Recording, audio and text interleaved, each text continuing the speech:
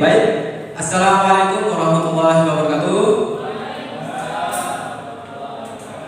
Selamat sore Bapak Ibu.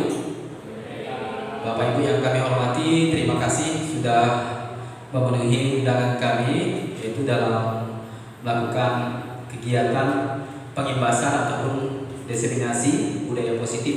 Ini merupakan tugas kegiatan dari CGP. Ya, ini kami tugasnya harus mengimbaskan kepada rekan-rekan guru tentang budaya positif di sekolah. Oke, saya langsung saja Bapak Ibu untuk mempersingkat waktu. Boleh kita breaking sebentar Bapak Ibu ya?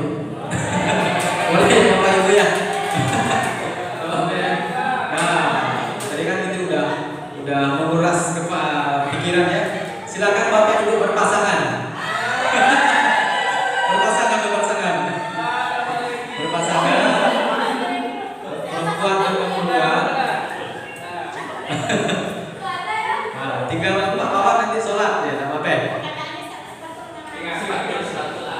Asda dengan Pak Arti dulu. Permainan ini gampang, tidak beda. Oke. Nah, saling berhadapan Bapak Ibu, saling berhadapan. Saling berhadapan. Oke. Saling berhadapan. Permainan ini Bapak Ibu, permainan lepas tangkap. Apa ya? Bapak Ibu pertama. Bu Asda dengan Pak Arti, Bu Asda dengan Pak Arti, tidak apa-apa. Nah, Putri dengan Bu Asda.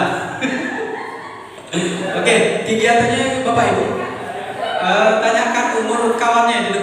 Tanyakan umur kawannya. Siapa yang tua? Yang tua warna hitam, yang lebih muda warna hijau. Ya, oke. Sini ya. Tangannya disiapkan.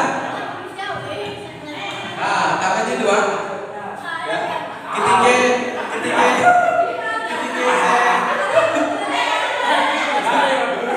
Ketika saya sebutkan hijau, berarti hijau yang nangkap tangan. Tangan, berarti yang hitam ngelak, ya. Kalau saya sebutkan hitam, berarti hitam yang nangkap, hijau yang ngelak. Kalau dapat, yang nangkap yang menang. Oke, pas tangkap. Padi hati-hati salah tangkap. Oke. Apa Ibu ya? Nanti apa Ibu? Ayo. Siapa ya Bapak Ibu ya? Oke. Dengarkan ya. Dengarkan apa yang saya ucapkan. Tadi saya melihat mangga berwarna hitam.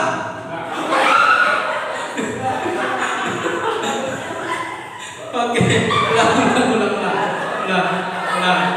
Hitam yang nangkap, hijau yang ngelak. Oke, semangat Bu Asda. Oke, ulang ya. Oke, ulang ya. Tadi saya melihat Pak Nobi memakai kopiah berwarna hijau. Siapa yang menang? Sekali lagi. Seru. Oke, sekali lagi ya. Konsentrasi. Sepatu Bu Neti berwarna hitam. Oke. Tepuk tangan Bapak Ibu. Oke, Bapak Ibu, terima kasih. Saya mau nanya. Yang hitam atau yang hijau yang banyak menang? Ada. Kalau yang hitam menang berarti banyak pengalaman. Kalau hijau menang berarti yang muda lebih jago ya. Oke Bapak Ibu, terima kasih untuk pengantar. Saya awali dengan sedikit ya. Oke, hari ini yang akan saya sampaikan adalah budaya positif ya Bapak Ibu ya, di SMA Negeri 1 Sambas. Nah, ini ruang lingkup yang akan saya sampaikan. Yang pertama, perubahan paradigma belajar. Yang kedua, disiplin positif. Yang ketiga, motivasi, hukuman dan penghargaan. Yang keempat, keyakinan kelas. 5, posisi kontrol guru. Dan keenam, segitiga restitusi. Nah, ketika kita gabungkan ini adalah menjadi sebuah rangkuman budaya positif yang akan kita laksanakan di sekolah ini. Saya yakin Bapak Ibu ini sudah pernah melakukannya, namun secara teori kita diarahkan bagaimana kita sekolah menciptakan budaya yang baik, budaya positif yang ada di lingkungan sekolah. Nah, kalau sudah ibaratnya sudah membudaya, maka ini terus-menerus kita lakukan. Oke. Latar belakang ini saya awali dengan filosofi KHD atau Ki Hajar Dewantara, di mana anak bukan tabula rasa. Artinya pemikiran dasar anak itu tidak kosong. Ya, anak tidak kosong sejak lahir. Mereka memiliki bakat masing-masing dan sejak dari lahir. Kemudian tugasnya kita sebagai guru adalah menuntun bakat tersebut agar anak tumbuh dengan selamat dan bahagia. Kemudian diibaratkan di dalam filosofi Ki Hajar Dewantara, guru diibaratkan seorang petani, sedangkan anak diibaratkan biji jagung. Nah, tugasnya petani untuk merawat biji jagung ini supaya tumbuh dengan baik, dengan cara menyirami, dengan cara memberikan perairan yang baik, atau menyuburkan tanah dan sebagainya. Itu tugas guru, hanya menuntut. Artinya anak sudah memiliki bakat ataupun kemampuan awal. Kemudian dilanjutkan kodrat alam dan kodrat zaman. Perkembangan anak itu menyesuaikan kodrat alam, lingkungan di sekitarnya, lingkungan di sekolah. Itu sangat besar mempengaruhi perkembangan anak. Kemudian kodrat zaman. Zamannya anak juga sangat mempengaruhi, apalagi sekarang anak-anak lebih menggunakan teknologi sesuai dengan zamannya. Nah, tugasnya kita sebagai guru bagaimana mengontrol siswa agar mereka tidak hanya dengan kodratnya tersebut, maka kita harus bimbing mereka ke arah yang lebih baik. Maka dibutuhkanlah pembelajaran yang berpusat kepada murid atau berpihak kepada murid. Jadi inti dari budaya positif ini adalah yang dimaksudkan dengan dimaksudkan dari filosofi Ki Hajar Dewantara, bagaimana seorang guru memberikan pembelajaran kepada siswa dengan berpihak kepada siswa ataupun murid. Oke, ini sebagai pengantar agar pendidikan khususnya di SMA Negeri 1 Sambas dapat mengembangkan murid dengan lebih baik. Oke, baik Bapak Ibu, tadi di awal kita sudah melihat judul utamanya itu budaya positif, terutama budaya positif di sekolah, yaitu nilai-nilai dan kebiasaan-kebiasaan di sekolah yang berpihak pada murid agar mereka dapat berkembang menjadi pribadi kritis, penuh hormat dan bertanggung jawab. Ini budaya positif. Nah, untuk mencapai budaya positif ini banyak hal yang kita persiapkan, terutama dari guru, kemudian dilanjutkan dari peserta didik. Saat ini disebut dengan murid, ya. Nah, yang pertama kita mulai dari perubahan paradigma pemikiran dasar terhadap siswa. Ini saya ambil yang pertama, untuk membangun budaya positif, sekolah perlu menyediakan lingkungan yang positif, aman dan nyaman agar murid-murid mampu berpikir, bertindak dan mencipta dengan merdeka, mandiri dan bertanggung jawab. Nah, lazimnya disiplin dikaitkan dengan kontrol. Dalam hal ini, kontrol guru adalah menghadapi murid. Nah, di sini ada kata-kata disiplin. Salah satu utama yang membuat siswa akan melakukan sebuah perilaku yang positif adalah disiplin. Karena disiplin ini banyak aturan ya Bapak Ibu, ya. Kalau udah berbicara masalah aturan, artinya seluruh komponen harus bekerja sama, baik aturan yang dibuat oleh sekolah maupun oleh guru di dalam kelas, agar terciptanya disiplin terhadap murid. Nah, oke, ini merupakan dasarnya ya paradigma perubahan. Kemudian kita lanjutkan. Nah, kemarin di pembelajaran CGP kami mendapatkan teori, di mana teori ini menurut Dr. William Glaser ini merupakan teori kontrol kita terhadap murid utamanya, ya. Yang pertama, ilusi guru mengontrol murid. Ini teori utama. Kemudian ilusi bahwa kritik dan membuat orang merasa bersalah dapat menguatkan karakter. Artinya setiap apa yang kita sarankan kepada murid, ataupun dengan memberikan hukuman, ataupun dengan memberikan penghargaan, akan menguatkan karakter mereka. Dituntut dengan aturan-aturan ataupun nilai-nilai yang sudah kita tanamkan pada siswa tersebut, ya. Kemudian ilusi bahwa semua penguatan positif efektif dan bermanfaat. Kemudian dilanjutkan ilusi bahwa orang dewasa memiliki hak untuk memaksa. Nah, saya mau nanya nih, bisakah kita mengontrol seseorang? Bapak Ibu, kita mengontrol seseorang kayak remote ya? Tidak bisa ya? Kenapa Bapak Ibu? Karena yang bisa mengontrol diri sendiri ya. Cuman dalam hal ini yang bisa kita lakukan adalah kita berusaha memahami pandangan orang lain ya. Nah, kita tidak bisa mengontrol orang lain. Yang bisa mengontrol adalah diri kita sendiri berdasarkan teori kontrol. Yang dapat kita lakukan dalam teori ini adalah kita berusaha memahami pandangan orang lain.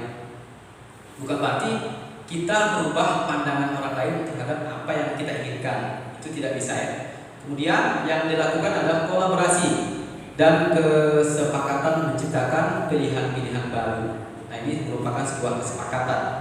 Oke, ini merupakan teori kontrol. Nanti teori ini kita pakai pada saat lanjutan dari materi ini. Ada disiplin positif, ada keyakinan kelas, ada tadi yang namanya posisi kontrol guru dan segitiga restitusi. Nah, oke, kita lanjut yang kedua Bapak Ibu. Sebelumnya ada yang mau disampaikan atau mau ditanyakan sebelum kita lanjut kedua?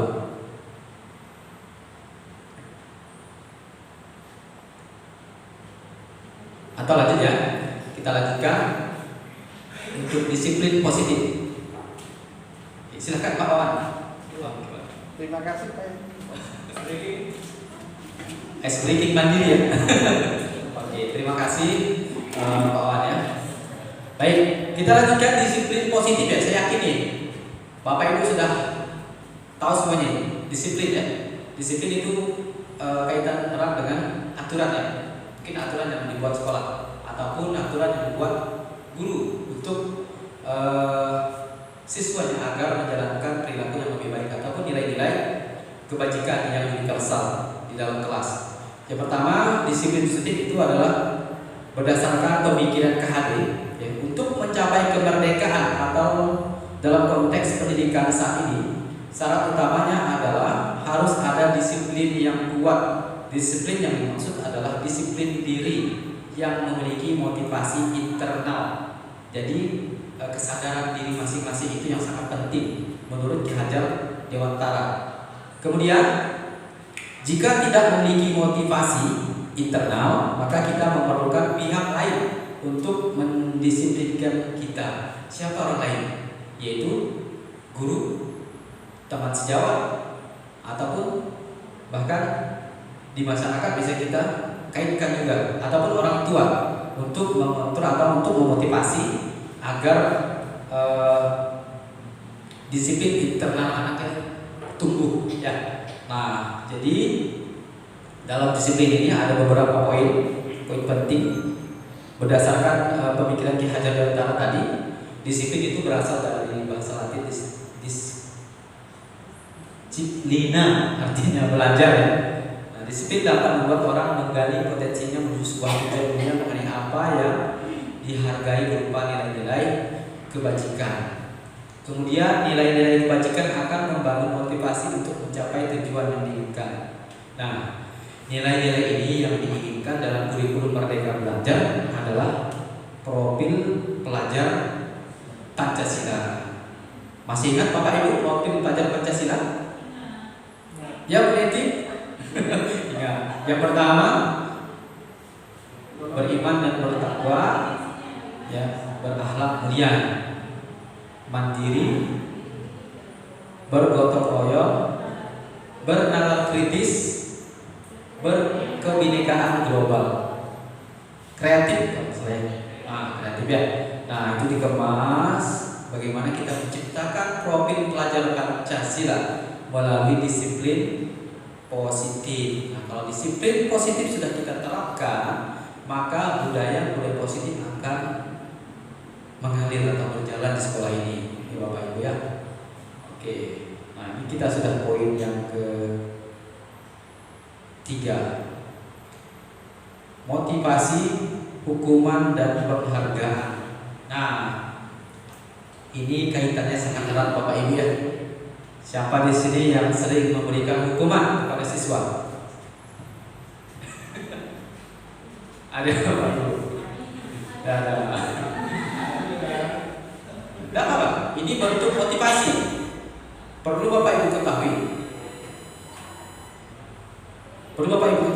Kalau hukuman dan penghargaan itu salah satunya memberikan motivasi. Ya, bukan tidak boleh dilakukan, boleh, tapi kita menyesuaikan tempatnya. Ya, hukuman yang bagaimana yang boleh, itu boleh dilakukan. Oke.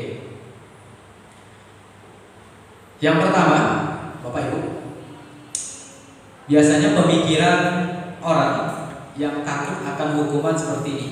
Apa yang akan terjadi jika saya tidak melakukannya? Ya, berarti kan dia takut akan hukuman. Nah, karena dia berpikiran akan mendapat sanksi nih kalau dia melakukan hal yang tidak diinginkan. Ya, berarti ini motivasinya dari mana? Dari diri sendiri atau bukan? Pendidik, apa yang akan terjadi jika saya tidak melakukannya? Diri sendiri, berarti internal ya. Oke, yang kedua, untuk mendapatkan imbalan dari orang lain atau institusi, apa yang akan saya dapatkan apabila saya melakukannya? Ini bentuk penghargaan. Ini motivasinya dari sesuatu kan yang diinginkan. Artinya itu dari luar ya, bukan dari diri sendiri, eksternal. Nah, yang dibutuhkan adalah yang ini, untuk menghargai diri sendiri, menjadi insan sesuai harapan kita. Saya akan menjadi orang yang seperti apa bila saya melakukannya. Berarti dia sadar ya, sadar melakukan sesuatu karena dia tidak mementingkan apakah dia dihukum, apakah dia diberi penghargaan. Tidak. Berarti yang lebih baik adalah poin yang nomor 3. Berarti mereka dia sadar ya, sadar bahwa motivasi itu datangnya dari diri sendiri. Nah, seperti yang saya katakan tadi, kalau yang 2 poin ini merupakan hukuman dan penghargaan. Ini merupakan motivasi eksternal yang diperlukan terhadap orang lain tadi, terhadap guru ataupun siapa pun yang memberikan aturan. Nah, kemudian yang penting ini adalah motivasi internal. Inilah yang dimaksud dari tujuan disiplin positif, akan menumbuhkan kesadaran motivasi dari dalam diri murid masing-masing. Inilah yang menjadi kesimpulan disiplin positif adalah dimulai dari disiplin diri yang memiliki motivasi internal. Jika tidak memiliki motivasi internal, maka memerlukan pihak lain untuk mendisiplinkan kita. Nah, pihak lain inilah yang dikatakan dengan motivasi eksternal. Artinya masih boleh dilakukan bentuk hukuman maupun penghargaan. Tapi harus kita bagi ya Bapak Ibu, nanti di materi selanjutnya ada bentuk hukuman yang boleh kita sampaikan dan penghargaan. Ya. Saya mau nanya nih, apakah penghargaan hanya dalam bentuk barang? Tidak ya. Biasanya anak membutuhkan kita puji pun. Ya biasanya anak kan pintar lalu kan. Nah, biasanya anak tumbuh motivasinya. Ya, tumbuh motivasinya. Jadi sehingga anak lebih giat ingin mencapai tujuan pembelajarannya. Nah, jadi bentuk penghargaan bukan hanya berbentuk barang. Misalkan contoh nih, saya ngajak anak-anak hari ini siapa yang bisa menyelesaikan soal, saya berikan pulpen misalkan. Itu bentuk penghargaan. Tetapi pikiran negatifnya anak kecenderungan memikirkan hadiah. Ya, nanti saya akan menjawabnya pasti dapat pulpen ataupun dapat hadiah. Artinya motivasinya adalah suatu barang. Ini hal negatif dari penghargaan itu yang kita kurangi ya. Jangan sampai anak berpikiran untuk mendapatkan sesuatu itu lebih mementingkan apa yang akan didapatkan. Ya, tetapi yang kita butuhkan di sini adalah tadi kesadaran diri sendiri untuk melakukan hal yang lebih baik melalui disiplin positif. Nah, jadi inilah keterkaitan antara motivasi, hukuman dan penghargaan. Artinya dari hukuman dan penghargaan adalah sebuah motivasi untuk menumbuhkan disiplin positif, terutama bagi murid kita di sekolah. Oke, Pak Ibu. Nah, di sini, oke, silakan Bapak Ibu cermati dari poin 1 sampai poin 7. Silakan Bapak Ibu sampaikan hukuman atau konsekuensi, ya. 1 apa, 2 apa, 3 apa, dan seterusnya. Pikirkan dari masing-masing dari Bapak Ibu. Nomor 1, mencatat 100 kali di dalam buku dengan kalimat saya tidak akan terlambat lagi karena terlambat ke sekolah. Yang kedua, lari mengelilingi lapangan basket 2 kali karena terlambat hadir di sekolah. Yang ketiga, murid diminta push up 15 kali karena tidak menggunakan seragam olahraga saat pelajaran PJOK. Biasa Pak Om. PJOK. Oke. Yang keempat, menggantikan kertas tugas teman yang telah dicoret-coret. Yang kelima, membersihkan tumpahan air di meja tulis karena tersenggol pada saat belajar. Dan 6, meminta murid tidak mengenakan sepatu seharian karena tidak menggunakan sepatu hitam. Kemarin ada viral Bapak Ibu ya, anak tidak menggunakan sepatu warna hitam, kalau saya disuruh keliling yang sampai angkat kakinya. Kan ada kemarin ada viral ya. Yang ketujuh, lari mengelilingi lapangan basket bukan karena terlambat 10 menit untuk pelajaran PJOK. Karena pelajaran PJOK yang nyaman di dalam dipraktikkan ya Bapak Ibu ya. Oke. 1, hukuman atau konsekuensi?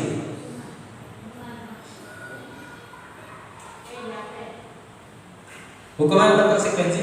Bu Asna? Hukuman?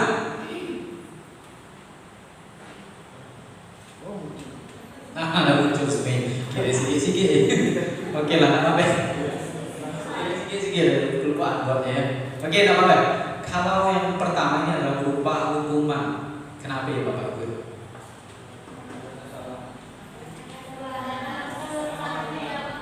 Nah, karena terlambat ya. Karena terlambat di sekolah. Mungkin aturannya sudah dibuat sebelumnya. Jadi dapatlah hukuman, aturan sudah dibuat. Kemudian yang kedua sama, lari mengelilingi lapangan basket karena terlambat hadir di sekolah. Nah, hukumannya adalah lari, hukuman. Yang ketiga, disuruh push up karena tidak menggunakan seragam, hukuman. Karena sebelumnya pasti peraturannya sudah dibuat. Tetapi untuk yang keempat, menggantikan kertas tugas teman yang telah dicoret-coret. Artinya kan sebelumnya tidak ada peraturan, tidak diatur ya. Nah, secara spontan, artinya dia menyadari bahwa dia salah, maka konsekuensinya dia harus bertanggung jawab. Yang kelima, membersihkan tumpahan air di meja tulis karena tersenggol pada saat belajar. Konsekuensi hukuman yang keenam, meminta murid tidak mengenakan sepatu seharian karena tidak menggunakan sepatu hitam. Ini merupakan hukuman. 7, lari mengelilingi lapangan basket 2 kali karena terlambat 10 menit untuk pelajaran PJOK. Konsekuensi ini sudah disampaikan ya. Jadi di sini kita membedakan antara hukuman dan konsekuensi. Menurut Bapak Ibu, mana yang bagus? Hukuman atau konsekuensi? Konsekuensi ya. Karena kalau hukuman, anak pasti merasa tersakiti, terpaksa, anak marah ya. Meskipun marah tidak ditampakkan kepada guru, tapi dalam dirinya mereka marah. Disiplinnya pasti kurang ya. Makin dimarah makin tidak disiplin. Nah, jadi kita ubah melalui disiplin positif, melalui budaya positif ini, hukuman kita ubah menjadi konsekuensi. Artinya anak-anak itu memiliki kesadaran ya. Memiliki kesadaran bahwa anak melakukan kesalahan. Oke. Bisa dipahami Bapak Ibu? Ya. Bisa ya? Oke. Kemudian untuk memberikan penghargaan ataupun pujian jangan terlalu berlebihan juga Bapak Ibu ya. Biasa kita memberikan pujian di depan anak-anak yang ramai ya, artinya ada perbandingan. Nah itu juga disampaikan dengan baik bagaimana anak tidak merasa dikucilkan karena tidak dapat penghargaan. Begitu juga untuk anak yang mendapat penghargaan, dia tidak besar kepala ataupun tidak merasa wah terlalu bangga. Bagaimana kita seorang guru mengemas antara konsekuensi ataupun hukuman ataupun dengan penghargaan. Kita harus pandai mengolahnya agar disiplin positif anak itu lebih meningkat, akan menimbulkan kesadaran tersendiri dalam diri mereka. Oke Bapak Ibu, sudah 25 menit ya. Oke, lanjut ke Bapak Ibu ya. Nah, ini ya perbedaan hukuman dan konsekuensi tadi ya. Oke, ini yang berdasarkan teori Bapak Ibu ya. Ini saya ambil dari teori Glaser tadi ya. Nah, hukuman adalah sesuatu yang menyakitkan, membuat anak sakit, anak membenci kedisiplinan, terpaksa tadi kan, kemudian mendorong anak menyakiti diri, konsep diri yang buruk. Anak belajar untuk menyembunyikan kesalahan karena takut dihukum tadi kan.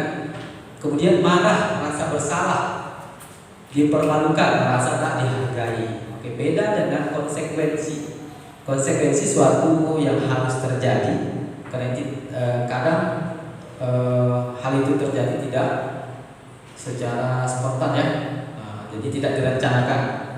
Kemudian membuat anak merasa tidak nyaman dalam jangka waktu yang pendek. Artinya dia bisa mengendalikan dirinya, tidak hayal dengan rasa amarah, benci dengan yang memberikan hukuman. Dan anak menghargai disiplin, stimulus dan tanggapan mendorong anak agar mudah menyesuaikan diri. Dan konsep diri anak lebih baik, anak belajar untuk mematuhi peraturan dan kehilangan hak dibuat tidak nyaman, diasingkan untuk sementara. Jadi bukan selama-lamanya anak itu diasingkan, tidak boleh. Jadi tetap kita sebagai guru memberikan motivasi, melakukan pendekatan kepada anak agar mereka selalu termotivasi dalam menjalankan kehidupan atau meraih disiplin positif tadi.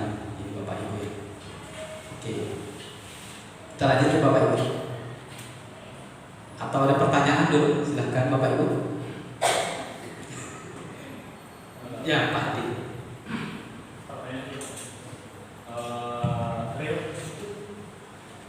Cek kan merekam. Oh sih. Assalamualaikum warahmatullahi wabarakatuh. Waalaikumsalam. Sama-sama berbagi. Siap. Karena memang kenyataan di kelas kebiasaan yang saya lakukan ini real. Saya tidak tahu apakah ini termasuk hukuman atau konsekuensi. Karena pada saat proses pembelajaran biasanya pada saat saya menyampaikan materi ini ada anggap salah satu siswa yang memang tetap dengan tingkahnya dalam tanda kutip acuh tak acuh, kemudian bisa dibilang juga dalam tanda kutip tidak peduli dengan proses pembelajaran. Jadi salah satu upaya saya di situ untuk menumbuhkan agar siswa itu perhatian, saya maju ke depan. Pada saat maju di depan siswa ini saya berikan pertanyaan.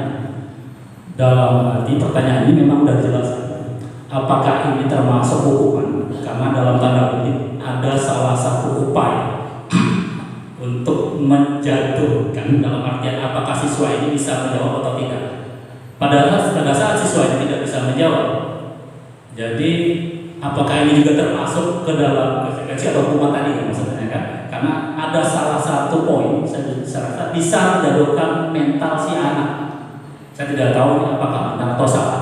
Mudah-mudahan dengan Pak Heri nanti atau teman-teman yang lain bisa berbagi. Ini salah satu upaya dan sudah sering saya lakukan. Begitu anak disuruh maju dan ternyata tidak bisa menjawab, drop sebentar dalam waktu yang pendek sesuai dengan pernyataan dari konsekuensi. Kemudian anak itu duduk dan alhamdulillah pada saat real anak itu mulai memperhatikan. Jadi pertanyaan saya, apakah yang saya lakukan tadi termasuk ke dalam hukuman atau konsekuensi? Itu terima kasih.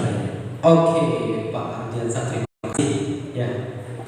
Setelah ini nanti akan kita belajar hukuman seperti apa yang akan kita berikan. Saya menanggapi bagus sekali Pak Ardiansah tentang bentuk hukuman atau konsekuensi. Menurut saya sih hukuman, tapi hukuman ada maksud.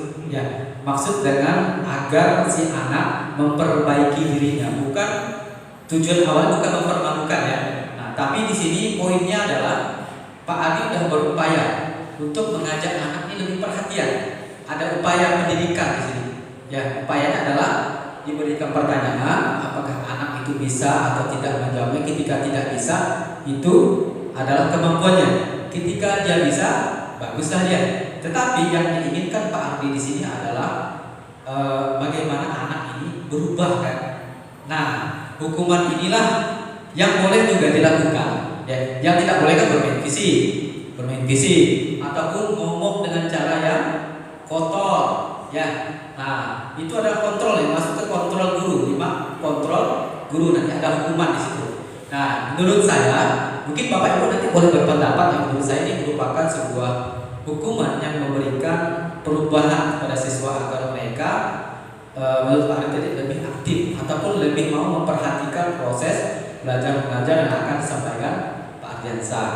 Ini boleh dilakukan, tetapi terkadang dalam praktiknya di lapangan ya, terkadang ya si anak ini memang kenakalannya sudah luar biasa biasanya kan ya.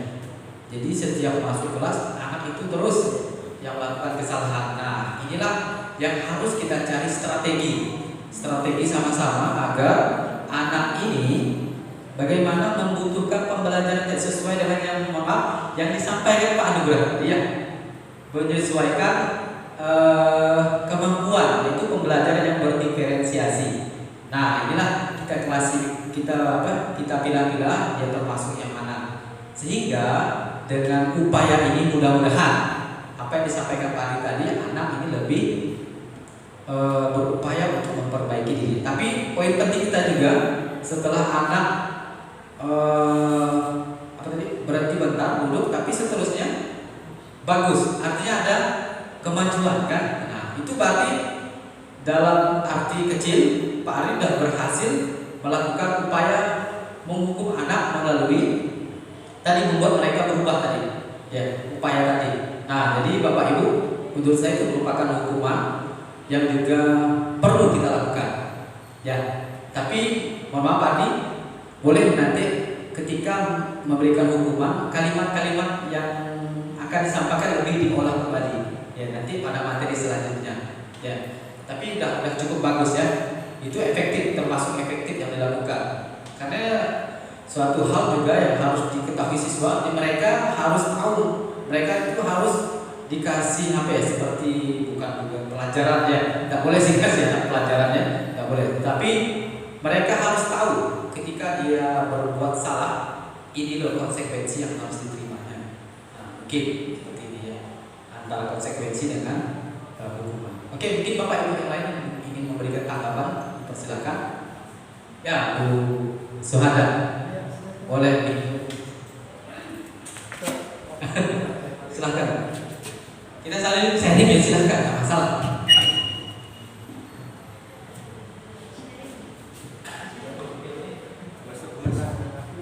Silakan. Oke. Tapi bertanya silakan. Oke, terima kasih atas kesempatan yang diberikan kepada saya. Kalau menurut saya, apa yang disampaikan oleh Pak Ardiansah itu adalah bentuk konsekuensi, karena terjadi secara spontan, istilahnya tidak ada aturan sebelumnya. Bahwa saya mau nanya dulu kepada Pak Ardiansah, apakah itu sudah termasuk ke dalam aturan pada saat penelitian Bapak? Tidak, berarti secara spontan. Nah, kalau menurut saya itu adalah suatu bentuk konsekuensi, bukan hukuman. Oke, udah cukup. Oke, Bu, sudah kasih ya tanggapannya tadi, karena inilah yang akan saya buat nih ya. Nah, ada kaitannya tadi ya. Jadi makasih responnya Bu Suhada. Oke ya. Jadi di sini kita mau cari solusi ya, apakah ini konsekuensi atau hukuman. Terima kasih pendapat dari Bu Suhada. Nah, ini saya sampaikan nanti terkait peraturan yang dibuat ya. Kemungkinan sebelum kita melaksanakan pembelajaran, kita sebaiknya melakukan atau membuat keyakinan kelas. Nah, seperti yang dulu saya sampaikan di depan. Nah, termasuklah barangkali nanti yang akan disampaikan Pak Ardiansyah itu termuat dalam keyakinan kelas, ya. Nah, kalau misalkan keyakinan kelasnya ada mencantumkan atau sepakat antara guru dengan siswa, maka itu disebut dengan hukuman yang disampaikan kepada siswa. Kemudian untuk konsekuensi tadi yang disampaikan Bu Suada, ya saya pun baru sadar ya secara spontan tadi. Nah, secara spontan ya, saya lupa tadi nanya Pak Ardiansyah apakah itu sudah dibuat aturannya ya. Karena tadi jawabannya spontanitas ya. Saya yakin kalau spontanitas, makasih Bu Suada sudah mengingatkan, mungkin itu konsekuensi ya, karena spontan tadi.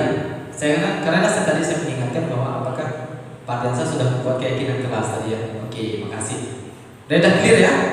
Berarti konsekuensi ya, konsekuensi. Karena tadi secara spontan, bukan berdasarkan aturan yang sudah dibuat. Oke, makasih. Untuk selanjutnya keyakinan kelas. Nah, ini ada hubungannya tadi dengan hukumannya. Keyakinan kelas merupakan penerapan disiplin positif sehingga akan menjadi budaya positif dalam lingkungan sekolah. Keyakinan kelas adalah komitmen bersama antara guru dan seluruh murid untuk mendukung dan memotivasi murid menjiwai nilai-nilai kebajikan profil belajar Pancasila. Dan selanjutnya, keyakinan kelas memberikan konsekuensi bagi murid yang melanggar. Nah, saya mau tanya Bapak Ibu, apakah pernah membuat keyakinan kelas ataupun kesepakatan kelas? Di awal pembelajaran biasanya, ataupun kita sebagai wali kelas. Nah, tapi sebaiknya kita bukan hanya sebagai wali kelas ya, tapi sebagai guru mapel juga berhak melakukan keyakinan kelas agar anak menyadari akan hal-hal yang tidak boleh mereka lakukan dan mereka akan menerima konsekuensinya ketika anak melanggar aturan yang sudah kita buat ya. Kemarin saya sudah melakukan aksi nyata membuat keyakinan kelas ya. Sebenarnya sih sudah dibuat di awal semester. Kebetulan ada materi tentang keyakinan kelas dibuat lagi. Ternyata di dalam pembuatan keyakinan kelas banyak hal-hal yang harus kita tentukan. Yang pertama, kita harus mencari hal-hal yang anak pikirkan. Artinya keinginan anak untuk menciptakan kelas yang baik seperti apa, atau pemikiran sekelas impian mereka itu seperti apa, kita gali semuanya. Kita cari boleh dengan menempel tulisan di papan tulis ataupun terserah bagaimana Bapak Ibu strateginya. Yang penting anak memberikan pendapat tentang kelas impian. Setelah dapat, barulah kita merangkum menjadi sebuah kalimat positif. Jadi Bapak Ibu di sini kita tidak membuat kalimat yang negatif ya. Misalkan anak tidak, kalimat tidak kan biasanya anak tidak merokok kan pasti ada kalimat tidak. Gimana supaya membuat kalimatnya kalimat positif agar anak lebih mudah mengingat kalimat tersebut ya. Mana saya sudah lakukan, kemudian dirangkum, dibuat dalam suatu keyakinan bebas. Semua kelas tidak harus sama, bebas ya, beda-beda. Setiap pelajaran beda-beda, boleh diterapkan. Misalkan di kelas siswa tidak boleh menyentek, itu kan kalimat negatif tidak ya. Misalkan menyentek adalah hal yang dilarang atau seperti apa ya. Kita kemas menjadi kalimat yang bagus, ataupun disiplin, ataupun menjaga hubungan baik dengan teman, bersikap jujur. Nah itu sebuah pemikiran yang disampaikan oleh siswa. Oke, kita lanjut Bapak Ibu ya. Pembentukan keyakinan kelas. Nah, ini bersifat abstrak dari peraturan berupa pernyataan universal dalam bentuk positif. Semua warga kelas sebaiknya ikut berkontribusi membuat keyakinan kelas meninjau kembali dari waktu ke waktu. Nah, ini saya garis bawahi bahwa keyakinan kelas tidak harus itu ditulis ya. Kita tinjau dalam waktu dekat. Kadang ada yang mau ditambahkan, dipersilahkan, ataupun mau dikurangi, dipersilahkan, ataupun mau dikombinasikan mau diperbaiki, dipersilahkan. Jadi tidak terpaku dari apa yang sudah kita buat. Oke. Ada yang mau disampaikan Bapak Ibu terkait keyakinan kelas? Karena kita lanjut dulu ya Bapak Ibu ya. Nah ini yang sudah saya buat di kelas ya, saling menghargai ya, bertanggung jawab, menjaga nama baik kelas, menjaga keamanan, sopan dan santun, berkata jujur, komitmen, bersikap adil. Nah ini tidak membuli teman ya, kalimat positifnya seperti apa nih kita bikin? Nah, nggak mungkin yang membuli teman ya. Nah ini kan boleh masuk ke saling menghargai teman ya, boleh ya. Oke, menjaga kebersihan, kekompakan di dalam kelas, peduli pada orang lain, empati pada orang lain. Oke.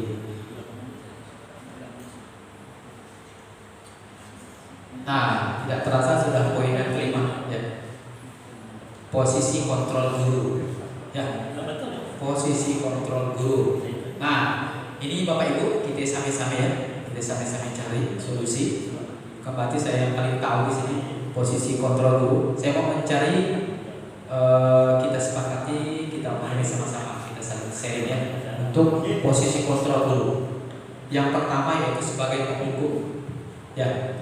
Posisi guru sebagai penghukum. Misalkan kalimat yang disampaikan adalah kamu selalu saja terlambat, berdiri kamu kelas. Karakternya marah atau tidak? Marah ya. Nah kadang mata melotot biasanya. Itu sebagai penghukum. Duduk sana, misalkan, atau keluar.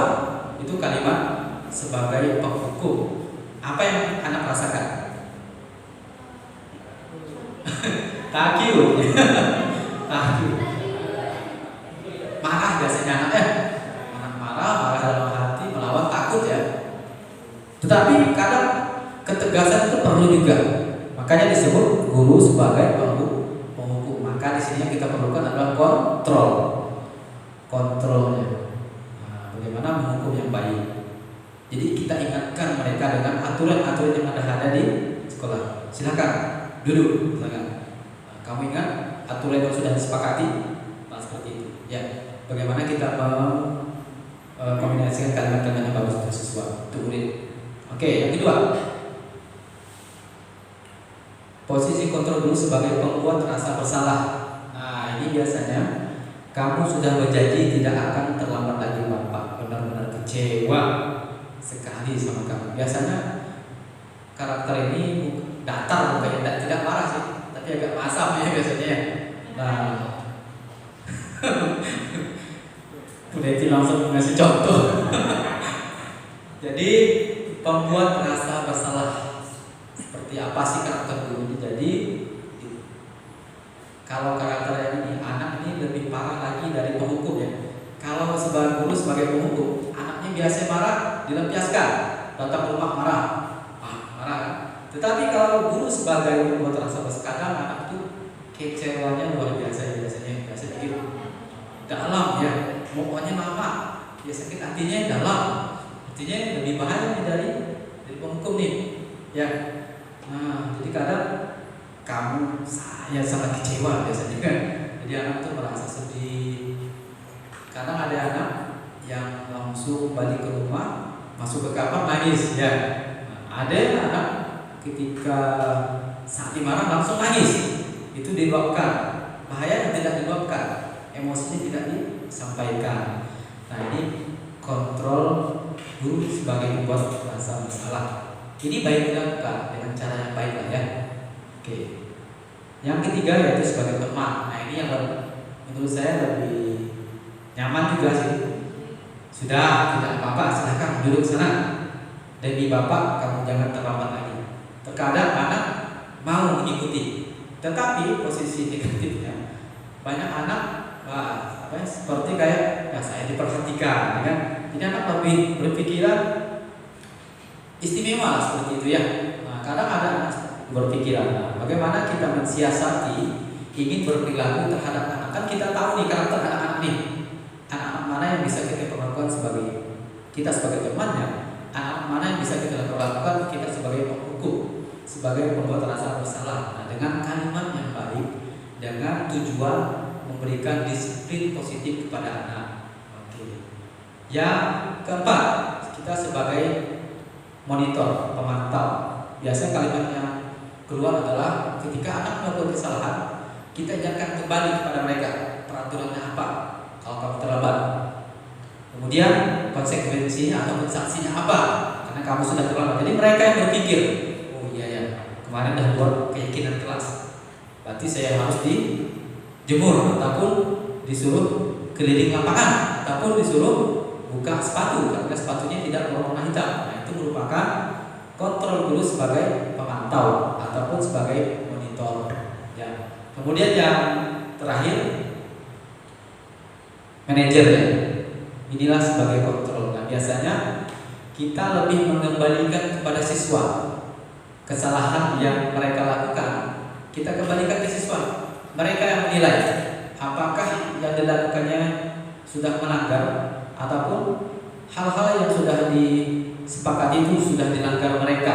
Dengan kalimat biasanya, apakah kamu tahu kesalahanmu? Apa rencana kamu untuk memperbaikinya? Nah, kita sampaikan kepada mereka. Mereka yang menyadari kesalahannya dan mereka juga yang akan mencari solusi dari kesalahan yang dilakukan. Namun tugas kita sebagai manajer, kita membimbing mereka, kita kontrol mereka agar mereka tidak mengulangi hal-hal yang tidak diinginkan ataupun hal-hal yang sudah keluar dari keyakinan kelas yang kita buat tadi. Nah, saya mau tanya kepada Bapak Ibu, dari 5 kontrol guru ini, ya, mana yang lebih baik kita lakukan?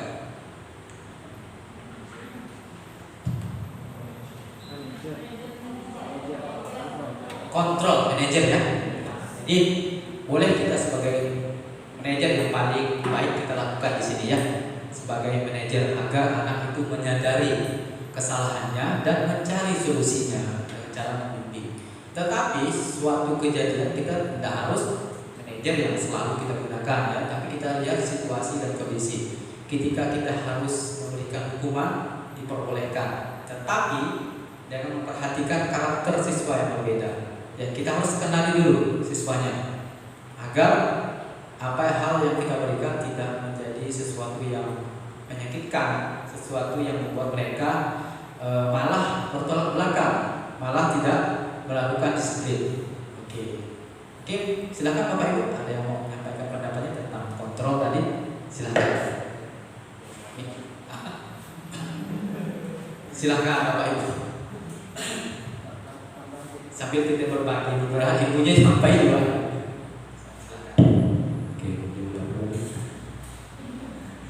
Oke, bismillahirrahmanirrahim. Assalamualaikum warahmatullahi wabarakatuh. Waalaikumsalam. Oke, berkaitan dengan posisi kontrol guru, tapi sebelumnya kalau kita melihat dari pemaparan yang disampaikan, kalau sebenarnya tugas guru itu lebih besar dari tugas orang tua. Karena sebagai tanggung jawab utama guru kan mendidik mengajar.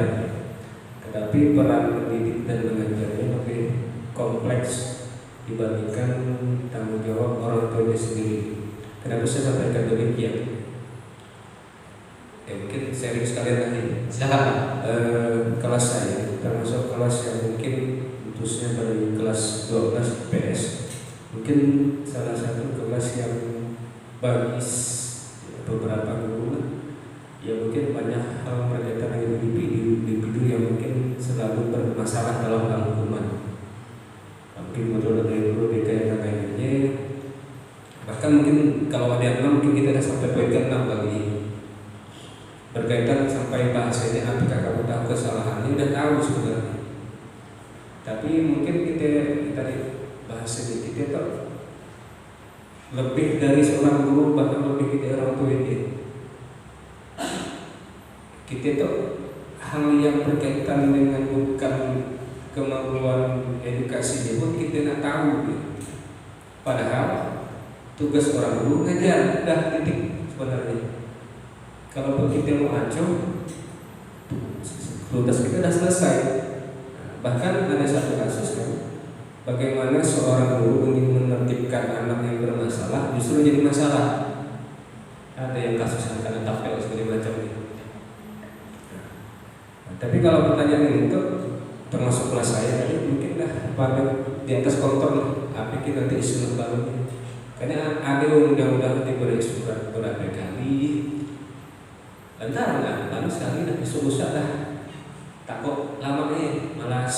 Nah, mulai lagi. Jadi mungkin karena itu kita forum bukan pengambil keputusan, mungkin hanya sekitar saya ini. Saya karena susah. Satu sisi siswa kita, satu sisi sumber masalah. Enggak, tidak diselesaikan efeknya nanti. Saya rasa ialah kira-kira pemaparan mudah-mudahan apa yang disampaikan Pak. Saya yakin kalau ada 800 sekian siswa itu, ya seolah mudah-mudahan bilangannya kecil lah, artinya tidak memberikan dampak yang luar biasa. Tapi saya yakin tiap kelas pasti ada dampak sendiri. Terima kasih. Assalamualaikum warahmatullahi wabarakatuh. Waalaikumsalam warahmatullahi wabarakatuh. Mungkin Pak Adi menanggapi terlebih dahulu, silakan. Langsung saja kali Pak Erik. Silakan. Saya jangan banyak lebar. Paling saya minta masukan atau saran dari guru BPK ya Pak Erik. Ya, tepat sekali. Karena guru BPK lebih paham karakter siswa ya. Tepat sekali. Silakan Bu Asda. Baik, terima kasih atas BPK. kesempatan yang diberikan kepada saya. Berhubungan apa yang sudah disampaikan oleh Pak Panitia tadi itu memang berhubungan dengan keadaan bagaimana permasalahan siswa yang mungkin selama ini sudah kita tangani, tapi banyak masih belum terselesaikan sepenuhnya dikarenakan tugas kita sebagai guru di sekolah itu memang membantu siswa untuk berkembang sesuai dengan kompetensi yang dimilikinya. Kita juga membentuk karakter siswa. Namun dalam selain itu untuk perkembangan karakter yang paling penting itu kan pendidikan yang lebih utama itu ada pendidikan di lingkungan keluarga. Yang paling utamanya itu dari orang tua. Itu tadi betul apa yang kata Pak Bang Rizal tadi ya, yang menyebutkan bahwa kita tuh lebih lagi dari orang tua. Karena memang sebenarnya tupoksi kita memang bukan tidak sampai kepada hal-hal yang memang mudah mencakup hal pribadi siswa ya sebenarnya. Cuman itu tadi karena ada hal-hal tertentu yang mungkin perlu dikomunikasikan dengan orang tua, karena memang harus adanya kerjasama antara sekolah dan orang tua, guru dan orang tua, wali kelas dan orang tua dan pihak-pihak sekolah lah yang berhubungan dengan siswa. Itu harus adanya kerjasama dan komunikasi dengan orang tua untuk mengenalkan itu tadi tingkah laku ataupun perkembangan anak di sekolah. Kadang perkembangan di sekolah itu beda dengan bagaimana tingkah laku anak di rumah. Itu kan kadang mungkin di rumah anaknya tidak bisa mengekspresikan dirinya secara luasa. Namun nanti udah dibawa ke sekolah, si anaknya mungkin dengan segala sesuatu yang mungkin dipendam dari dalam di rumah yang tidak bisa mengekspresikan diri, dia diekspresikan di sekolah dengan cara bagaimana dia mencari perhatian, mencari kasih sayang dari guru, sehingga tadi dia dengan cara seperti dia melakukan hal-hal yang mungkin banyak yang melanggar peraturan. Karena tadi tujuan dia secara kebatinannya yang memerlukan perhatian, memerlukan kasih sayang yang lebih, mungkin yang di rumah mungkin tidak mendapatkan sepenuhnya seperti apa yang diharapkannya. Kita tidak tahu kondisi dan keadaan siswa. Setiap siswa itu berbeda-beda di dalam lingkungan keluarganya. Mungkin ada yang merasakan udah nyaman di dalam lingkungan keluarga, mungkin ada juga udah merasakan ada kekurangan-kekurangan yang dirasakannya di dalam dirinya. Mungkin ada sesuatu yang tidak sesuai kebutuhan dia. Sebenarnya dia membutuhkan apa? Kemudian orang tuanya juga tidak tahu apa yang dibutuhkannya, karena tadi mungkin dari komunikasi juga dari antara anak dan orang tua itu mungkin agak kurang, interaksinya agak kurang karena berbagai macam mungkin faktor yang mempengaruhinya. Nah, dari sinilah kadang yang bisa mempersulit kita untuk membantu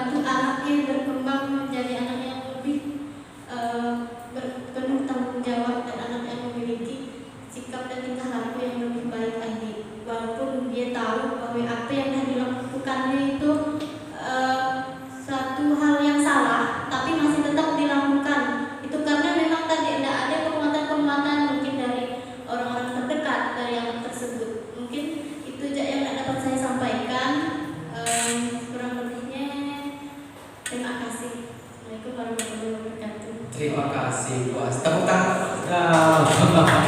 Puas dan panjang saya.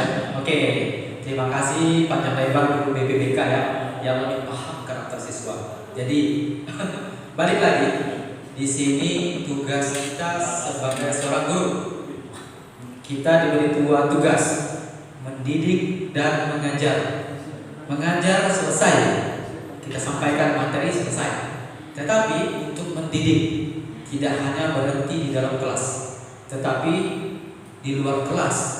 Terkadang di luar lingkungan sekolah kita juga berhak memperhatikan anak sebenarnya. Ya, tetapi secara utuh, kenapa pemerintah memberikan pembelajaran kepada sekolah atau memberikan kurikulum yang memberikan anak lebih banyak aktivitasnya di sekolah dari pagi sampai sore? Itu artinya keinginan pemerintah untuk menambah tugas guru, bagaimana memberikan teori-teori bimbingan ataupun dasar-dasar nilai kebajikan kepada anak lebih dalam. Ya, jadi kita sebagai guru tidak boleh yang namanya putus asa ya untuk mendampingi siswa ya. Tapi kadang kita pun memiliki keterbatasan. Nah, keterbatasan inilah yang perlu kita cari sama-sama solusinya dengan cara berkolaborasi dengan rekan-rekan guru agar kita menjadi kuat mendidik anak sebaik mungkin. Nah, seperti permasalahan yang disampaikan Pak Martina, mungkin kali ini sudah kita lewati semuanya. Ya, dengan cara menghukum, merasa bersalah, bahkan sebagai manajer pun tidak berhasil. Ya, nah pertama, kalau anak melakukan kesalahan sudah melampaui batas seperti narkoba, mencuri, membunuh, itu melanggar hukum. Itu bukan hak kita untuk mendidiknya lagi, itu sudah melanggar hukum dan kita serahkan ke ranah hukum. Tetapi jika di luar itu seperti merokok, misalkan alas, nah itu tugas kita untuk bagaimana mereka akan mengurangi hal-hal tersebut dengan cara yang sudah disampaikan. Jika ini sudah dilakukan tetapi anak masih melakukan kesalahan, nah artinya ada sesuatu yang anak inginkan. Apa itu yang anak inginkan? Itu yang kita cari tahu. Mungkin seperti yang Pak Hasda sampaikan tadi, ketika anak di rumah berbeda karakter ketika anak berada di sekolah. Di rumahnya berdiam, kadang di sekolah ngelatap, ya. Ataupun heboh ya, atau kebalikan, di rumah heboh, di sekolah berdiam. Artinya anak ini pengen diperhatikan, ya. Mungkin anak di rumah kurang perhatian. Nah, tugasnya guru lah, terutama guru BPBK, untuk memberikan perhatian lebih kepada, bukan kepada anak yang bermasalah saja, ya. Anak yang berprestasi pun kita perhatikan. Kenapa sih anak bisa berprestasi? Kita ambil strategi belajar, kita sampaikan kepada anak yang kurang berhasil proses belajar, atau karakter anak yang bagus kita cari. Bagaimana sih ketika kita bandingkan dengan anak-anak, kita cari pemahaman, sampaikan. Misalkan si A nih bagus, dia disiplin, sering berperilaku baik terhadap guru. Sampaikan ini perilaku anak ini kepada anak yang kurang baik tadi. Nah, ini mungkin salah satu solusi. Nah, kita sebagai guru jangan berhenti ketika anak melampaui batas kesalahannya ataupun kita merasa jenuh ataupun putus asa. Jangan, kita upaya bagaimana, biar bagaimanapun kita di sini adalah menciptakan anak yang lebih baik dalam kategori budaya positif. Oke, Bapak Ibu ya, bisa kita cermati sama-sama ya. Bu Neti, ada yang mau disampaikan? Bu Putri, Pak Nijam, Pak Halim. Oke, 51 menit. Mau hitung waktu ya. Oke, kita lanjut ya Bapak Ibu ya. Nah, kita tes lagi ya. Yang pertama, ini pernyataan, ini posisi kontrol seperti apa yang kita berikan ini. Saya kecewa sekali dengan kamu. Kemudian yang kedua, kamu tidak pernah benar melakukannya. Yang saya garis bawahi ya. Ayolah lakukan demi bapak atau ibu ya. Kemudian yang keempat, apakah kamu mau mendapatkan hari ini stiker bintang, maksudnya kebalik, yang mendapatkan stiker bintang hari ini ya. Bagaimana kamu bisa menyelesaikan masalah? Kamu selalu yang paling terakhir. Ini marah nih, kalimat marah nih. Oke, yang pertama Bapak Ibu, kecewa sekali kalimat kontrol dulu sebagai membuat merasa, mudahan satu-satu ya. Oh ya, memberi atau membuat terasa bersalah pada siswa karena ada kalimat saya kecewa sekali ya. Oke, yang kedua, kamu tidak pernah benar melakukannya. Tidak pernah. Penghukum ya. Biasanya kan kan kamu ini kan tidak pernah benar melakukannya. Karena emosi kita itu tersampaikan tapi karena tidak pernah. Ini merupakan kontrol posisi guru sebagai penghukum. Kalau poin 3, teman. Oke. Temannya salahnya kurang ke bawah. Oke. Yang keempat, pemantau. Masuk ke sini berubah ya. Waduh. Oke. Yang keempat, apakah kamu ingin mendapatkan stiker bintang? Nah, ini pemantau. Artinya dengan stimulus bahwa mereka akan mendapat bintang nih, kita bisa memantau mereka, apa yang mereka rasakan. Yang kelima adalah manajer ya. Bagaimana anak bisa menyelesaikan masalah itu sendiri. Yang kelima adalah penghukum. Oke, penghukumnya. Kamu yang paling terakhir. Baik, Bapak Ibu, tidak terasa kita hampir di penghujung ya. 64 menit. Segitiga restitusi. Nah, restitusi inilah cara kita menyelesaikan masalah tadi ya. Cara kita menyelesaikan masalah yang dibuat oleh siswa tadi. Misalkan siswa terlambat, siswa tidak menggunakan sepatu berwarna hitam, siswa misalkan merokok, siswa mengganggu teman, siswa membuang sampah sembarangan. Kita lakukan dengan metode segitiga restitusi ya, yaitu proses menciptakan kondisi bagi murid untuk kembali pada kelompok mereka dengan karakter yang lebih kuat. Nah, bagaimana mereka menyadari dirinya akan kesadaran untuk berubah kembali ya, untuk ke hal yang lebih baik. Kemudian restitusi bukan untuk menebus kesalahan, tetapi sebuah tawaran bukan paksaan, lebih berfokus pada solusi dan mengembalikan murid yang bersalah pada kelompoknya. Nah, ketika anak melakukan kesalahan, kita tidak fokus pada salahnya dulu. Kita tidak menobatkan siswanya sebagai seorang yang bersalah, tapi kita cari dulu solusinya, ataupun kita cari cara bagaimana anak ini menyadari bahwa mereka itulah yang melakukan kesalahan. Itu kita perlukan dengan segitiga restitusi. Ini perhatikan Bapak Ibu, tahapan restitusi memudahkan guru dalam menerapkan disiplin positif dalam mengatasi kasus siswa melalui segitiga restitusi. Kemarin saya sudah melakukan skenario ya kesalahan siswa ya. Jadi anak kasusnya adalah terlambat ya. Jadi ini secara teori kita melakukan seperti ini. Perhatikan Bapak Ibu, yang dasar sekali adalah menstabilkan identitas ya. Hal dasar sekali. Apa yang kita sampaikan kepada anak nanti. Yang kedua, kita validasi tindakan yang salah. Kemudian yang ketiga, menanyakan keyakinan. Artinya mereka dalam poin yang ketiga ini mereka menyadari keyakinan apa yang sudah mereka langgar. Nah, ini biasanya untuk menstabilkan identitas, kalimat yang biasa digunakan adalah biasanya setiap orang pasti pernah melakukan kesalahan. Saya juga pernah melakukan kesalahan. Bapak ini dulu pernah melakukan kesalahan. Nah, ataupun kamu jangan larut-larut atas kesalahan.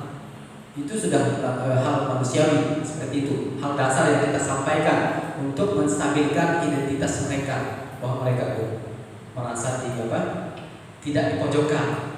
Yang kedua, kita validasi tindakan yang salah. Kita yakinkan mereka agar mereka mau menyampaikan kesalahan mereka dengan cara misalkan kamu tentu punya alasan mengapa kamu melakukannya, ataupun dengan adakah cara yang lebih efektif untuk mendapatkan apa yang kamu butuhkan. Ya, ini merupakan validasi tindakan yang salah. Kemudian yang terakhir, menanyakan keyakinan. Contohnya, nilai-nilai apa yang kita sepakati di kelas. Berarti kan nanti dia mengungkapkan nilai ini tidak boleh membuang sampah sembarangan, menjaga kebersihan misalkan. Artinya kita kembalikan ke mereka apakah dia melanggar ataupun tidak. Kemudian kelanjutannya adalah kamu masih ingat keyakinan kelas yang sudah disepakati dan kamu ingin menjadi orang yang seperti apa. Kemudian di akhir kita motivasi. Saya yakin dengan kamu melakukan kesalahan ini kamu pasti bisa merubahnya. Saya yakin, Bapak yakin nih kamu bisa merubahnya. Saya doakan kamu bisa menjadi anak yang lebih mementingkan perilaku yang baik, ataupun kamu lebih berprestasi, kamu akan menjadi pintar. Di kalimat-kalimat motivasi di akhir akan kita sampaikan agar anak tidak merasa dipojokkan atas kesalahan mereka. Mereka mendapatkan ketika mereka melakukan kesalahan, mereka tidak takut untuk mengungkapkan kesalahannya. Dan tetapi permasalahan yang masih ringan ya, tidak seperti yang narkoba tadi seperti saya sampaikan, ataupun kesalahan yang mereka melakukan pembulian dengan alat-alat tajam misalkan, itu sudah di luar kemampuan kita, itu sudah melanggar hukum, beda lagi urusannya ya. Oke. Inilah yang namanya segitiga restitusi. Mudah-mudahan segitiga restitusi ini memberikan warna baru bagi Bapak Ibu. Mungkin Bapak Ibu sudah pernah melakukannya ya. Bapak Ibu sudah pernah, terutama guru BPBK lah ya, ketika memanggil siswa ke ruangan tidak terlebih dahulu menanyakan mereka salah saat itu ya, tapi lebih ditanyakan mereka alasan mereka untuk melakukan kesalahan tersebut ya. Oke. Nah, ini skenario yang kemarin saya lakukan dengan Bang Ajis ya. Jadi skenario-nya adalah kasusnya adalah Ajis terlambat datang ke sekolah. Jadi dengan cara segitiga restitusi ini saya sampaikan kepada Ajis bahwa sesuatunya itu perlu perubahan ya, bisa diubah. Tidak mesti anak itu selalu datang terlambat ke sekolah. Pasti mereka punya alasan, banyak alasan yang mereka sampaikan. Nah, kita pahami seperti itu ya. Oke. Sudah habis Bapak Ibu ya. Tinggal refleksi. Mungkin ada pertanyaan dulu silakan atau mau sampaikan. Silakan Pak Wawan. Ya. Terima kasih Pak Heri. Boleh pakai mic Pak Wawan? Mungkin kayaknya penutup ya Pak Wawan. Memang sengaja saya tunggu udah maka kalau saya Silakan Pak Wawan. terkait dengan budaya positif, kita sharing atau Bapak Ibu guru nanti boleh menanggapi terkait dengan merokok.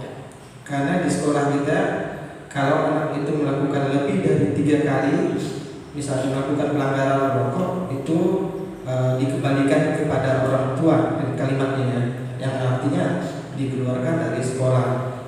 Bagaimana menurut Pak Heri atau Bapak Ibu guru yang lainnya, setuju atau tidak dengan peraturan seperti ini? Bagaimana kita menerapkan budaya positif terkait dengan merokok?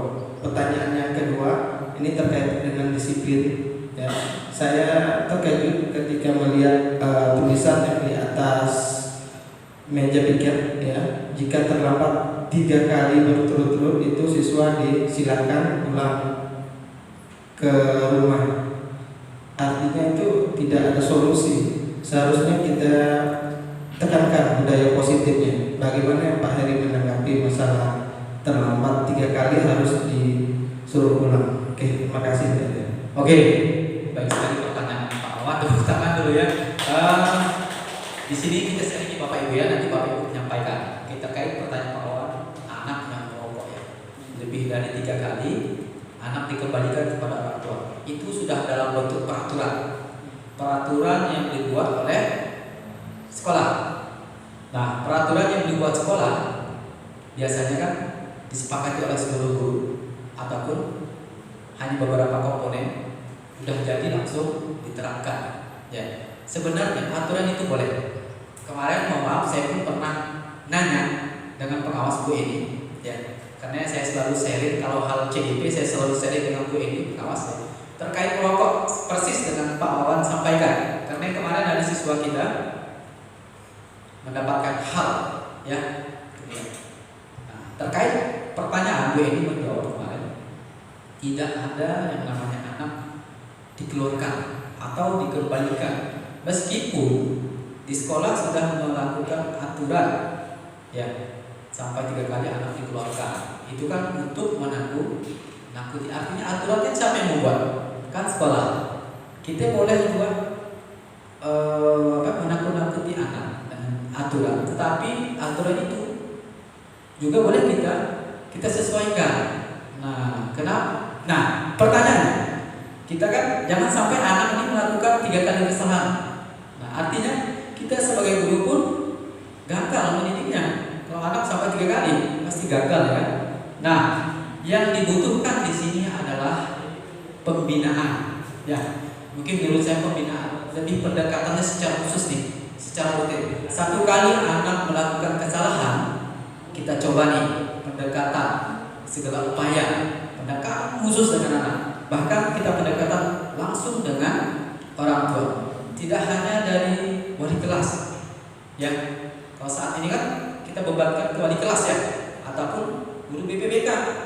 Kita semua guru pun wajib. Kalau informasi kita tahu kita sampaikan. Kita dukung anak untuk melakukan perubahan. Kita bimbing anak tersebut jangan sampai melakukan kesalahan yang kedua kali. Ketika hal itu terjadi, nah kita lebih ekstra lagi membimbing anak nih. Di sekolah kita berikan kontrol yang bagus, misalkan dari berbagai komponen, kontrol semua lingkungan, keliling. Barangkali ada hal-hal tempat-tempat yang mereka sering merokok tuh selalu dikunjungi. Ya, upaya yang kita lakukan kemarin adalah memberikan CCTV. Namun CCTV kan menurut saya untuk mengintai ada tindak lanjut bahwa anak itu ketika dia datang ke sana kita beri pembelajaran yang bagus. Itu menurut saya yang harus kita tekankan. Jadi menanggapi pertanyaan Pak Wan tadi yang sampai 3 kali itu saya tidak setuju sih. Saya tidak setuju dengan aturan anak dikembalikan kalau 3 kali melakukan kesalahan, anak dikembalikan ataupun dikeluarkan dari sekolah. Tetapi aturan boleh, tetapi secara pelaksanaannya kita harus selalu memberikan toleransi, pembinaan yang rutin. Barangkali ya itu. Untuk pertanyaan yang kedua, guru piket ya? Guru piket. Ya. Mudah-mudahan omongan kita hanya sampai di situ ya. Boleh juga nanti kita sambil sharing. Saya pun bukan pengambil kebijakan, bukan. Kita sambil sharing dari ilmu yang kita dapatkan sama-sama barangkali. Anak 3 kali terlambat kan punya alasan. Nah, solusinya apa ya? Dibalikan kan? Anak dibalikan. Terkadang mohon maaf, ada orang tua yang protes. Anak saya betul-betul nggak belajar.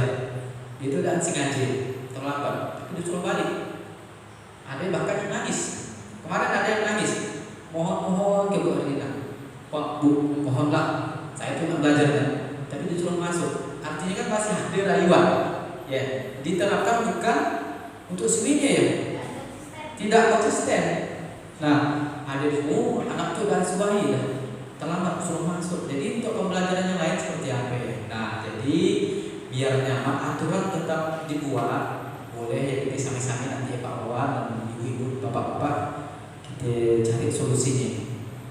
Apakah anak diberi hukuman ataupun anak diberikan pembelajaran yang baik? Gimana sih caranya supaya anak ini tidak terlambat lagi? Kita cari masalahnya apa? Kita tanya ke siswa. Kalau misalkan tempatnya jauh, apa yang harus kita berikan solusi kepada mereka? Seperti itu, ya. Dan terakhir mungkin kita ini sebagai guru hanya menjalankan aturan yang ada di sekolah. Nah, kita sebagai guru ini lebih baik memberikan contoh yang baik. Kita berikan contoh dulu kepada anaknya. Mudah-mudahan kita di sini tidak ada terlambat ya. Ya. Nah, pernah saya selama ngajar di SMA 1 kali kemarin datang terlambat. Saya tidak mau masuk, supan. Karena ada Pak Andri langsung menutup pintu. Ya, tidak masuk, terlambat amanit. Nongol di sini supan. Ada siswa, akhirnya pura-pura ke bina siswa. Lama nongol di sini, kira-kira dasarnya belum masuk. Ya saya yang salah. Ya, artinya saya yang salah. Artinya kan saya tidak sadar saya terlambat. Artinya tidak saya rencanakan. Artinya ada masalah mungkin di rumah. Waktu ngurus anak di rumah kan, jadi saya terlambat. Artinya kita sendiri pun punya hal yang tidak kita duga-duga ya, kita melakukan kesalahan terlambat. Nah, begitu juga siswa. Nah, ya itu menurut saya Pak Wan. Barangkali ada tanggapan. Sedikit. Oke. Mungkin terakhir Pak, ada seperti itu. 75 menit. Ya, jadi pertama berkaitan dengan manusia. Manusia, karena manusia kan susah kita mengiring ke hasil. Karena yang salah pasti cari alasan supaya tidak salah. Nah, karena berkaitan dengan aturan sekolah, pertama tadi aturan itu kan yang membuat manusia. Artinya peraturan dibuat karena kebutuhan situasi untuk membangga. Artinya dari bahasa fleksibel. Kedua, fenomena yang terjadi itu kan aturan ini dibuat, mohon maaf, mungkin aplikasi mungkin kurang update ya. Mungkin ada aturan yang dibuat tanpa melibatkan sesuai hanya dari bahasa komponen-komponen tertentu. Ketika setelah selesai terapkan, yang jadi permasalahan lagi dari bahasa tidak konsisten.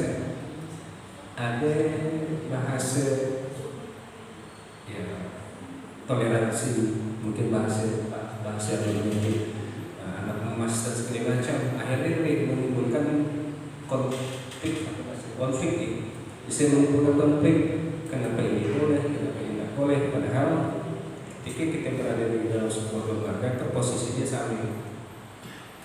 Nah, jadi mungkin tidak zaman yang lebar lah, kan itu refleksi terakhir, tapi paling tidak hari itu mudah-mudahan tadi anak sepeda meskipun hanya sekedar sharing hasil pemikiran beberapa orang atau kurang lebih 10-11 orang tuh bisa memberikan sesuatu lah nanti untuk berbangga gitu. Karena ini salah satu ikon lah untuk sekolah kita supaya kita karena tadi dicari alasan meskipun betul alasannya tapi aturan kalau konsisten tidak masalah, tidak sampai pun dia. Cuma jadi pertanyaan kadang-kadang yang lama itu kurangi tolen, kemudian jarak dari rumah ke sekolah dekat. Iya kadang-kadang yang mungkin karena emosinya hari itu yang gaya baik. Terima kasih. Assalamualaikum warahmatullahi wabarakatuh. Terima kasih Pak Meja, Ustaz ya pencerahannya. Jadi balik lagi tadi ya, maka waktu berbicara manusia kita pun harus berpikir sebagai manusia ya, untuk memikirkan anak tadi kan. Mudah-mudahan dengan apa yang kita sampaikan hari ini, kita dapatkan hari ini memberikan pencerahan kepada sekolah agar kita semuanya melaksanakan salah satunya budaya positif melalui aturan-aturan yang sudah kita buat. Nah, satu hal lagi ya, kemarin saya pernah mendapatkan bahwa ketika anak dikeluarkan dari suatu sekolah, itu artinya semua guru tidak berhasil mendidik anak tersebut. Bayangkan, semua guru berarti tidak berhasil mendidik anak tersebut. Katakanlah anak tersebut melakukan hal yang tidak diinginkan sehingga dikeluarkan. Itu salah semuanya dan nyerah. Nah, pertanyaannya, apakah kita pernah diundang sama-sama guru untuk menyepakati bahwa anak ini layak atau tidak dikeluarkan? Pernah tidak? Tidak pernah. Ya, artinya kebijakan itu diambil dari apa ya? Sebelah pihak. Pernah nggak undang orang tua duduk sama-sama dengan pihak sekolah? Nah, sebenarnya itulah yang dibutuhkan ya. Ternyata setelah kami mempelajari budaya positif ini, ternyata kita guru ini selalu bekerja sama dengan orang tua, wali kelas, maupun guru. Kita tidak membatasi. Kita tanyakan anak seperti apa di rumah. Ketika nyampe ke sekolah kita tahu anak ini seperti ini. Ya. Tentunya kita harus punya kontrol. Kita tentunya harus punya penyaringan. Jangan 100% percaya dengan orang tua. Kan ada anak yang membagus-baguskan anaknya. Kadang ada seperti itu. Jadi kita pandai-pandai mensiasati bagaimana jangan sampai kita dibohongilah informasi-informasi yang tidak jelas dari orang tua maupun siswa. Itu mungkin yang dapat saya sampaikan ya. Ada lagi Bapak Ibu? Oke, pas. Terima kasih Bapak Ibu ya. Kita sharing hari ini mudah-mudahan menjadi sebuah pembelajaran yang baik ya. Terakhir kita refleksi ya. Perasaan saya saat ini, saya mau minta Bu Marini. Kapan?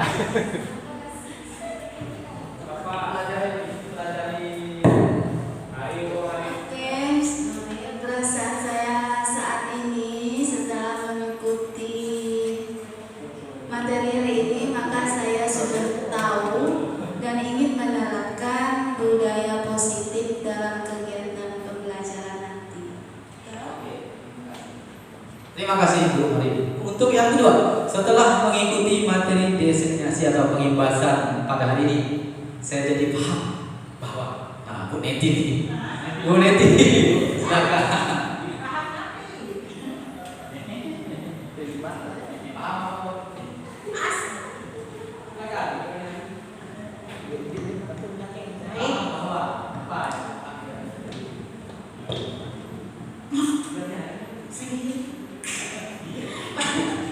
Baik, untuk pertanyaan yang kedua ya, refleksi yang kedua itu, jadi setelah mengikuti materi diseminasi atau pengimbasan pada hari ini, saya jadi paham bahwa budaya positif pada lingkungan pembelajaran itu sangat penting ya, sangat perlu kita ketahui supaya kedepannya nanti kita akan tahu bagaimana cara untuk